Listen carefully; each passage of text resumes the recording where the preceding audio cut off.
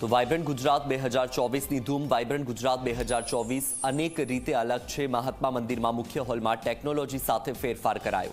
ટેકનોલોજીમાં 3D ટેકનોલોજીનો ઉપયોગ કરવામાં આવ્યો। પીએમ મોદી વાઇબ્રન્ટ ગુજરાત 2024નો પ્રારંભ કરાવશે। હોલમાં બેઠક વ્યવસ્થામાં પણ મોટો ફેરફાર કરવામાં આવ્યો છે। અગાઉ સોફા મૂકવામાં આવતા હતા, હવે માત્ર ખુરશીઓ મુકાઈ।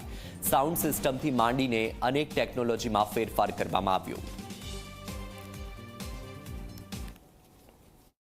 વાઇબ્રન્ટ ગુજરાત 2024ની જે સમિટ છે એ સમિટમાં અનેક ફેરફારો કરવામાં આવ્યા છે। અત્યારે આપણે મહાત્મા મંદિરના મેન હોલમાં જે મુખ્ય કાર્યક્રમ થવાનો છે એ કાર્યક્રમ સ્થળે ઊભા છે।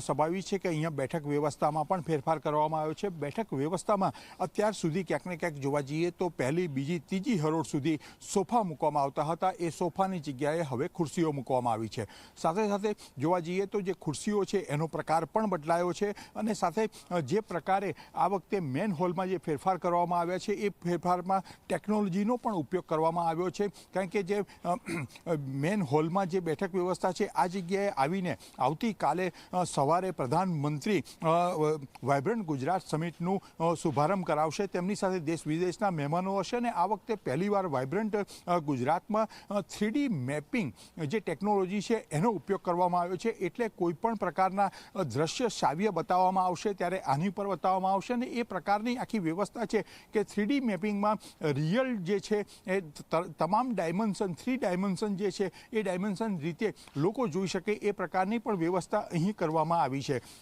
એટલે વાઇબ્રન્ટ ગુજરાતમાં ટેકનોલોજીનો આ વખતે મેક્સિમમ ઉપયોગ થયો છે અને મેન હોલ જે છે એ હોલમાં પણ ટેકનોલોજીના આધારે ફેરફાર કરવામાં આવ્યો છે। આ એક ચોક્કસ એવું કહી શકાય કે અત્યાર સુધીની વાઇબ્રન્ટમાં એક ક્રાંતિકારી પગલું છે અને ટેકનોલોજીનો પણ સાથે ઉપયોગ કરવામાં આવી રહ્યો છે। કેમેરામેન રમેશ ટુડિયા સાથે હિતલ પારેખ, જી મીડિયા।